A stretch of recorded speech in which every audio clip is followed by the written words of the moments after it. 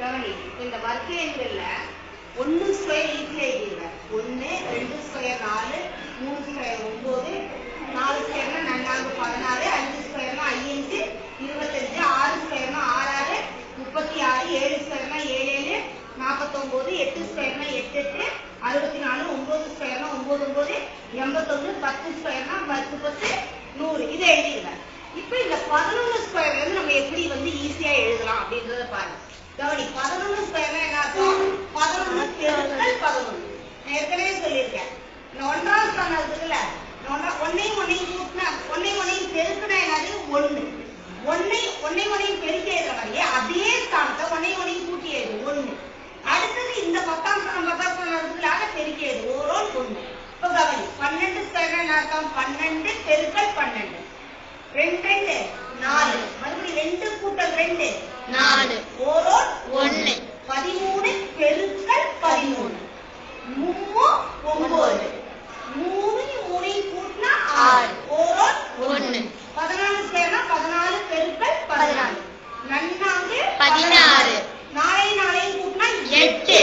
16 6 தானே எழுதணும். அப்ப இங்க 1 இருக்குதா? 9 ஓரோல் 1. 15 பெருக்கல் 15. இந்த 15 பெருக்கல் 15 அப்ப நல்லா கவனி, இது இந்த முறையிலையும் பெருக்கலாம், இன்னொரு முறையும் இருக்கு. இந்த 5ஆல முடிஞ்சா மட்டும் கடைசியா கண்டிப்பா என்ன வரும்? 5 ஸ்கொயர் 25. 1னுடைய அடுத்த நம்பர் என்ன? 2. அப்போ ஓ 2 2. இது எதுக்காக சொன்னா 15 ஸ்கொயர் இருக்குல்ல. இப்ப பாரு, அடுத்தது 25 ஸ்கொயர். இப்ப 5 வருதா? 5ஓட ஸ்கொயர் கண்டிப்பா எதாவது முடியும் 25. 2ஓட அடுத்த நம்பர் என்ன?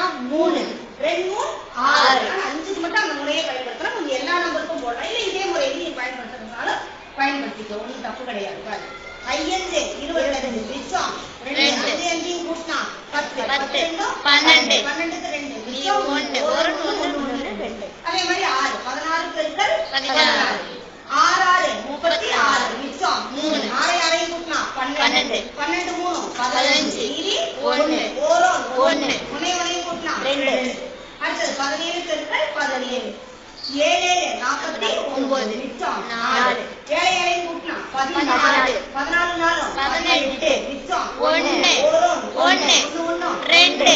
18 ஸ்கொயர் 18 பெருக்கல் 18 18 8 64 மிச்சம் 6 8 8 கூட்டினா 16 16 6 32 22 மிச்சம் 2 ஓரோல் 1 1 2 3 19 ஸ்கொயர் என்னது? 19 பெருக்கல் 19 9 81 மிச்சம் 8 9 கூட்டினா 18 18 8 கூட்டினோம்னா 26 மிச்சம் 2